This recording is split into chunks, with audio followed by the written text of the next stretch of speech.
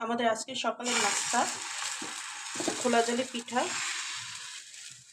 আজকে পিঠাগুলো অবশ্য খুব একটা ভালো হচ্ছে না, কারণ চুলায় গ্যাসের প্রেশার একদমই কম, একদম লো আছে। পিঠাগুলো হচ্ছে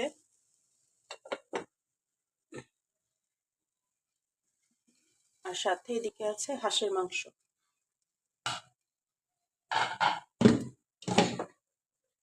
হাঁসের মাংস দিয়ে খোলা জালি পিঠা খেতে কতটা মজা সেটা তো সবাই জানেন।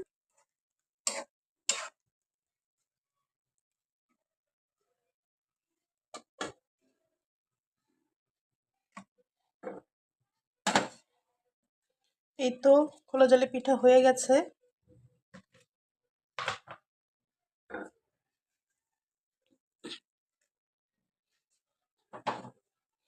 সাথে হাঁসের মাংস ভুনা তো আছেই।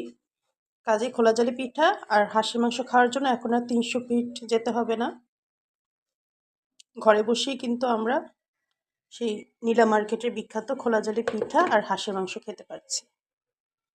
তো এই হচ্ছে আমাদের আজকে সকালের নাস্তা। সবাই ভালো থাকবেন। আল্লাহ হাফেজ।